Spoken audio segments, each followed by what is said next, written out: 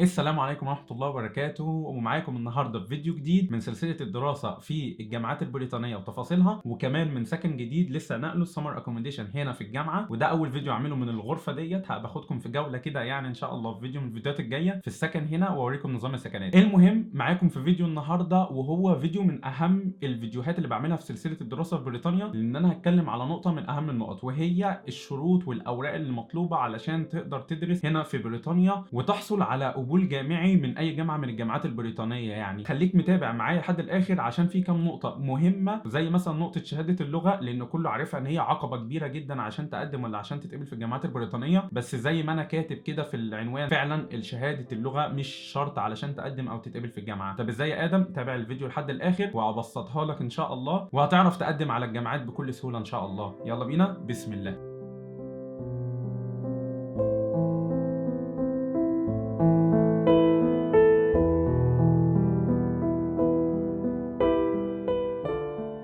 اول حاجه عايزك تعرفها كده في بدايه الفيديو بتاع النهارده، ونقطه كنت ذكرتها في الفيديو اللي فات برضو، وهي ان كل جامعه هنا ماشيه بنظامها شويه. تمام؟ يعني في جامعات مثلا بتطلب شروط عاليه جدا، وجامعات بتطلب شروط اقل، وجامعات بتطلب شروط يعني مثلا نص الشروط او نص المجموع اللي طالباه جامعه تانية او حاجه. تلاقي يعني في اختلاف كبير جدا بين كل الجامعات وكده، وكل جامعه بنظام مختلف. بس انا جيت النهارده في الفيديو بتاع النهارده بعد ما بحثت في الصعب والسهل والوسط والحاجات ديت، وجاي اقول لكم تقريبا ملخص الشروط او المتوسط بتاع القبول هنا في الجامعات البريطانيه. قبل ما ابدا اقول كل الشروط ديت، بحب افكركم ان في كتير بيتفرج على الفيديو لحد الاخر وبينسى يعمل اشتراك في القناه، فحاول تعمل اشتراك في القناه علشان الفيديوهات بتاعت بالذات السلسله بتاعت الدراسه ديت كل ما تنزل ان شاء الله توصل لك اول باول، وتبدا تفهم الموضوع بالظبط بالترتيب عشان ما يفوتكش اي معلومات. ما تنساش تعمل اشتراك دلوقتي في القناه وتعمل لايك للفيديو عشان تقدر ترجع له في اي وقت. ويلا بينا نكمل ونقول الشروط بتاعت الدراسه هنا في الجامعات البريطانيه.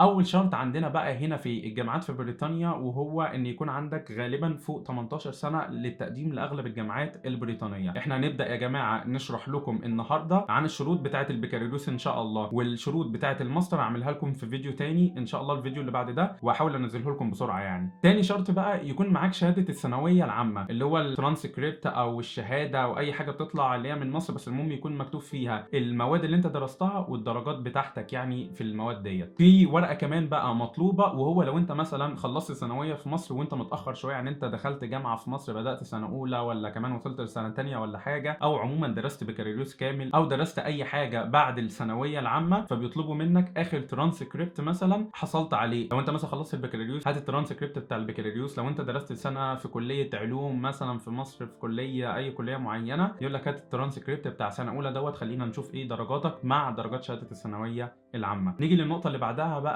وهي حاجه معروفه يعني لاي بلد عموما، وهي صوره الباسبور. لازم يكون معاك الباسبور ومصوره، وصوره الباسبور بتاعتك جاهزه، ويكون الباسبور ساري. النقطه اللي بعدها، وركزوا بقى معايا عشان الكلام اللي انا قلته دوت هو بالطبع يعتبر عادي للتقديم لاي مكان او اي بلد، بس من النقطه ديت لازم تفهموا الحاجات والتفاصيل بتاعتها كويس. اول نقطه من النقط ديت هي 2 ريفرنس. لازم تجيب 2 ريفرنس. وهو ايه الريفرنس دوت يا ادم ولا بتاع ايه؟ اللي هو زي ما بيقولوا مثلا عليه خطاب تزكيه او حاجه زي كده، عباره عن انك مثلا لو بتدرس في جامعه بتجيب اسم المدرس او الدكتور الماده بتاعك في الجامعه، وبتكتب الايميل بتاعه، بس طبعا لازم تعرفه ان انت طالب منه ريفرنس. بتحط البيانات بتاعته اللي هو الايميل بتاعه والبيانات بتاعته وكده، وهم بيطلبوا منه بيتواصلوا معاه وبيطلبوا منه يكتبوا عنك كلام بقى مطبلات، اللي هو ادم ده اجمد طالب في الدفعه، وادم ده خلوق بر والديه، يعني بيحب والديه قوي وبيعمل احلى وجايب في بلده مع الكبير والصغير.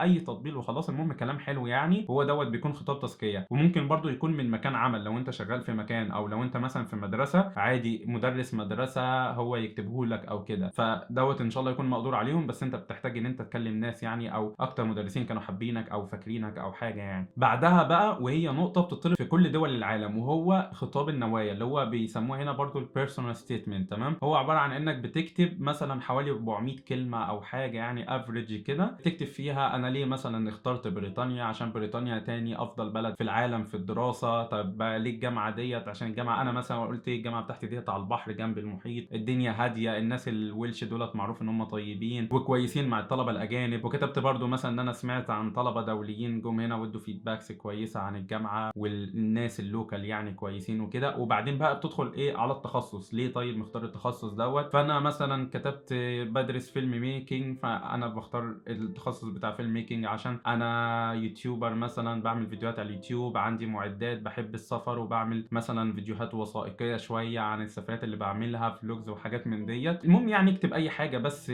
عايده على التخصص بتاعك، وتكتب انت ايه شغلانه اللي عايز تعملها مع دراسه التخصص ده، او التخصص دوت هيساعدك انك تاشيف ايه، تحقق ايه. فتقول مثلا انا عايز، انت مثلا تبقى دكتور عايز اساعد بقى المرضى، عايز مش عارف ايه. المهم تكتب كلام حلو وخلاص.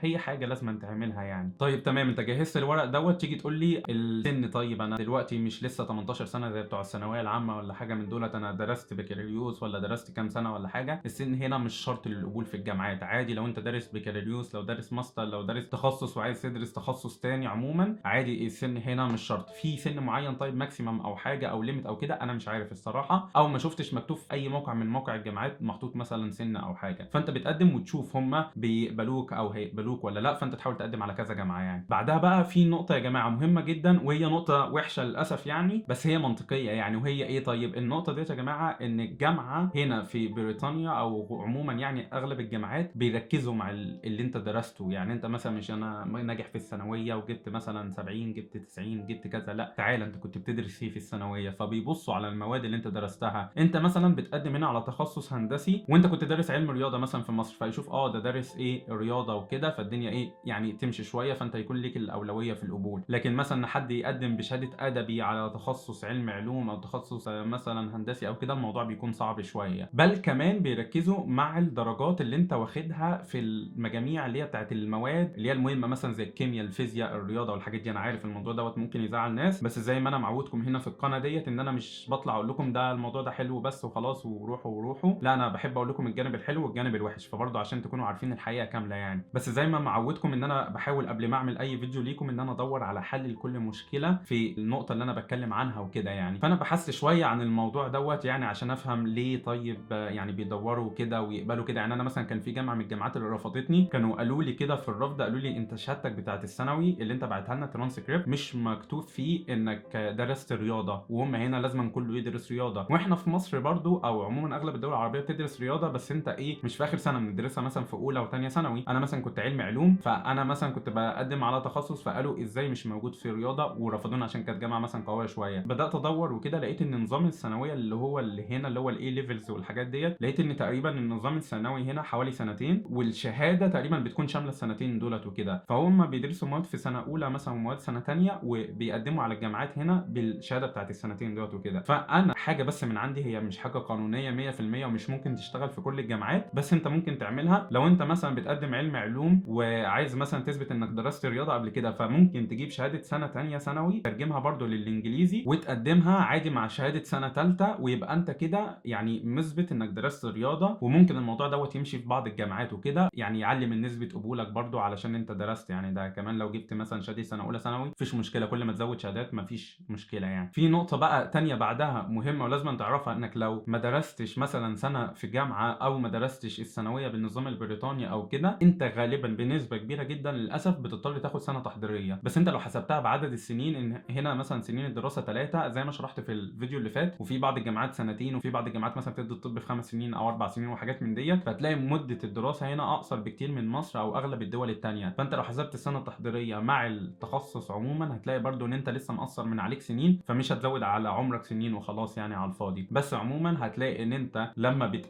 بتقدم ازاي، بتختار مثلا اسم التخصص بتاعك مثلا زائد كده جنبه بلس اللي هو ايه فاونديشن يير، تمام؟ دوت هنحكي عليه في الفيديو بتاع التقديم ان شاء الله بالتفاصيل. بس عموما السنه بتاعت الفاونديشن ديت سنه كويسه وبتقويك جدا في الانجليزي، وبتخليك يعني احسن برضو ومؤهل اكتر انك تقدر تتعامل مع التخصص بتاعك. عموما انا نفسي درست السنه التحضيريه ديت وحبيت ان انا ادرسها اكتر علشان الانجليزي بتاعي يتحسن وحاجات من ديت، واكون مؤهل اكتر ان انا ايه افهم اكتر واستريح اكتر في الجامعه بتاعتي، لان احنا بنعمل مقالات والحاجات اللي بتعملها في سنه اولى وثانيه وثالثه وكده. والموضوع بيكون عادي يعني ان شاء الله تقدر تعديه، والموضوع مش اللي هو يخوف ولا حاجه. وانت انت لو درست اساسا سنه ولا سنتين في اي جامعه في اي مكان، فعادي هات الترانسكريبت بتاعهم، وغالبا بنسبه كبيره جدا ان شاء الله هيتشال عنك السنه التحضيريه ديت وتبدا تخصصك على طول. وبما اننا النهارده بنحكي عن الشروط وكده، فانا لقيت من مواقع كتيره جدا تبع جامعات انا دخلتها وكده، لقيت مكتوب ان لو مثلا في الخانه بتاعه الشهاده بتاعه مصر والشهاده الثانويه العامه مكتوبه كده بالفرانكو الشهاده الثانويه العامه وكده عموما، او اغلب الشهادات العربيه بيقول لك ان مجموعك ما يكونش اقل من 80 او 70% مثلا، مش فاكر لقيت حاجه تقريبا نواحي 60 تقريبا في المية وكده. بس انت لو مجموعك مثلا اقل من 60 ولا اقل من 65 او حاجه زي كده في النواحي ديت، للاسف نسبه قبولك هنا هتكون صعبه جدا جدا جدا. اغلب الجامعات لقيتها مثلا تطلب من فوق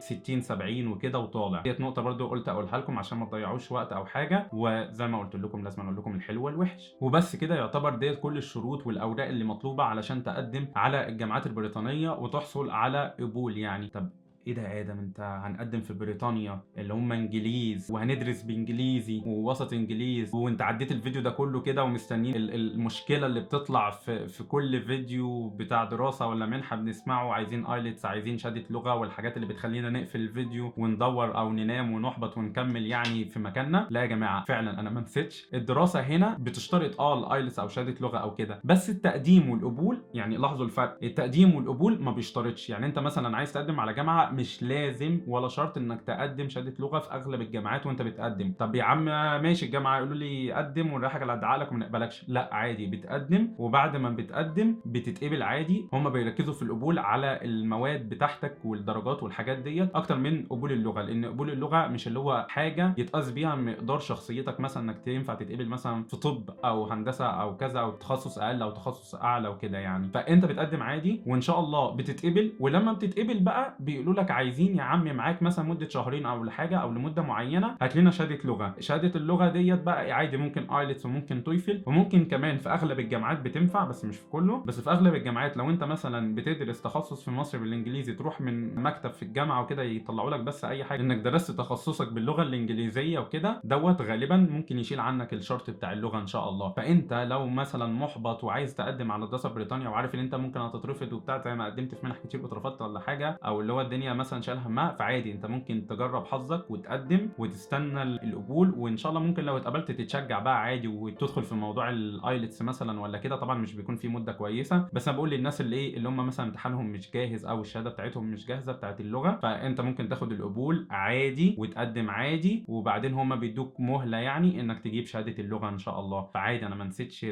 شهاده اللغه يعني طول الفيديو كده. التقديم هنا في الجامعات البريطانيه مش بيحتاج شهاده اللغه، والقبول كمان بيطلع عادي بدون شهاده لغه. انا ما قدمتش شهاده اللغه بتاعتي وانا بقدم على الجامعه، او حتى مش جامعه بس، وانا بقدم على كل الجامعات، والجامعه قبلتني وبعتت لي القبول وانا ما كنتش لسه بعت لهم شهاده اللغه بتاعتي. طب جميل يا ادم، انت سهلت علينا الموضوع كتير وخلاص مش مطلوب مننا شهاده لغه، واحنا يعتبر دلوقتي اوراقنا جاهزه معانا ان احنا نقدم وكده. طب نعرف منين الاوراق والترجمه والحاجات ديت؟ معودكم مثلا في تركيا والمانيا وبولندا او الدول اللي انا اتكلمت عنها في الفيديوهات السابقه يعني في الدراسه عنها وكده، غالبا او كلهم يعني بيطلبوا منك تطلع الشهاده وبعدين تختمها من الخارجيه وبعدين تروح لسفاره البلد وتشوف مترجم معتمد تبع السفاره والمترجم يترجمها وبعدين ترجع للسفاره توثقها من السفاره وحاجات من دي. انا اتصدمت الصراحه، هنا في بريطانيا تقريبا بيثقوا بزياده يعني، الموضوع سهل جدا. لو رحت طلعت الشهاده بتاعتك بتاعه الثانويه بالانجليزي حتى بدون ما توثقها خارجيه، بس انت طلعتها بالانجليزي،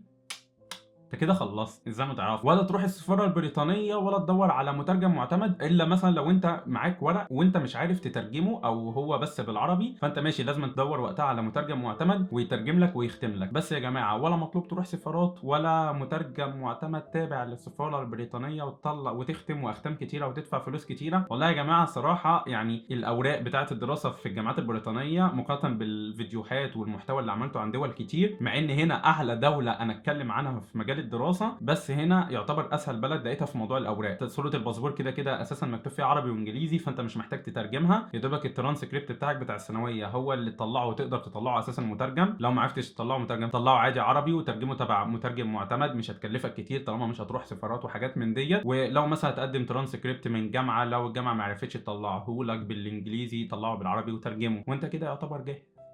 الموضوع يعني كويس. وبس كده يا معلم، انت كده الحمد لله حققت الشروط ويعتبر جاهز انك تقدم على الموقع ومعاك الاوراق في ايديك والحاجات ديت. طيب ايه بقى مثلا لو يا ادم عايز امسك مثلا كذا قبول او اقوي فرصه قبولي وكده، زي ما معودكم في اغلب البلاد اللي بتكلم عنها ان انت الافضل تبعد عن المحافظات الكبيره والجامعات اللي ترتيبها قوي، وكل مثلا ما مجموعك يكون بتاع الثانوي او الشهاده اللي هتقدم بيها، كل ما مجموعك يكون اقل كل ما تحاول تروح لمدينه مثلا مش عليها ضغط كبير من الطلاب، او مدينه مثلا مشهوره مش زي لندن مانشستر والمدن الكبيره اللي بيكون عليها ضغط جامد جدا يعني، فتروح لايه لمدن اقل وكده. فانا كده كده اساسا هعمل لكم فيديو الجاي ان شاء الله عن التقديم بقى، وادخل لكم في تفاصيل التقديم وازاي تقدم، واوريكم الموقع كمان عامل ازاي والحاجات ديت، التفاصيل ان شاء الله بتاعه التقديم وازاي تحاول تاخد اكتر من قبول جامعي كمان ان شاء الله، والتفاصيل ديت كلها. فهنهي الفيديو النهارده لحد هنا بتاع الشروط. بس الاول حابب يا جماعه طلب بس كده مني بسيط، ان انتوا يا جماعه يعني عايز بس شويه صبر عليا. يعني انا مثلا كل ما اعمل فيديو عن بريطانيا اللي هو فيه اسئله بتجيلي كتيره جدا في الكومنتات، اللي هو يا ادم انت ليه ما اتكلمتش عن ده، ليه يا ادم ما اتكلمتش عن مش عارف الجامعات كذا، ليه ما اتكلمتش عن الطب، ليه ما اتكلمتش عن كذا، ليه ما اتكلمتش عن الفلوس، ليه ما اتكلمتش عن كذا. يا جماعه البروسيس هنا والفيزا بالذات، لان في كذا حوار بعد التقديم بتاع الجامعه ولما تتقبل، انا ان شاء الله همشي معاكم مرحله مرحله لحد ما تيجي هنا بريطانيا، زي ما انا معودكم الحمد لله في تركيا وكل البلاد اللي بعمل لكم عنها محتوى، ان انا يعني مش اللي هو هاخد معلومه وسلام عليكم وانت دور بنفسك كده، انا يعني بفصص لكم الموضوع حرفيا، بقعد ابحث ليكم قبل ما اعمل كل فيديو واحاول اجمع اكبر كم من المعلومات واعمل لكم كل خطوه ستيب ستيب بتفاصيل كتيره، فانت عشان ما تحتاجش لحد ولا تحتاج لمكاتب ولا شركات عشان تقدر تقوم بكل حاجه لنفسك. فانا اللي عايزه بس منكم بالله عليكم ما تضغطونيش، انا اقدر ممكن اعمل لكم فيديو دلوقتي واقول لكم يا جماعه يلا فيديو كل التفاصيل دراسه في بريطانيا، بس انت لو سمعته هكون حطيت رجلك بس يا دوبك على الطريق، ويلا بقى ارمي نفسك بقى وتشوف مكاتب ولا شركات وحاجات من ديت، مش هتبقى عارف تتصرف ازاي. انا بحاول بس ان انا امشي معاكم واحده واحده، وكل فيديو اتكلم فيه بالتفاصيل الكتيره ان شاء الله على كل حاجه تيجي في بالكم. انا يا جماعه بقالي حوالي 4 سنين تقريبا بعمل محتوى عن الدراسه ومتابع كل كومنتات الناس، والحمد لله الناس اللي بساعدهم كمان دلوقتي قربوا يتخرجوا من البلاد اللي عرفوها من الفيديوهات بتاعتي وقدموا على الدراسه فيها وسافروا، والحمد لله دلوقتي كويسه والدنيا الدنيا كويسين. فانا عارف وعارف كمان اهاليكم ايه الاسئله اللي بتدور عليهم وايه الحاجات اللي بتخوفهم وكده. فلسه كمان هندخل في موضوع السكنات وهتكلم معاكم في موضوع الفيزا والقبول والحساب البنكي. طب والدراسه يا ادم عندك غاليه، هنوفر مثلا فلوس ازاي، هنعيش ازاي والحاجات ديت، والمعيشه جنب الدراسه والحاجات دي كلها. والله يا جماعه اعمل لكم عنها فيديوهات واحكي لكم كل التفاصيل اللي انتوا عايزينها، بس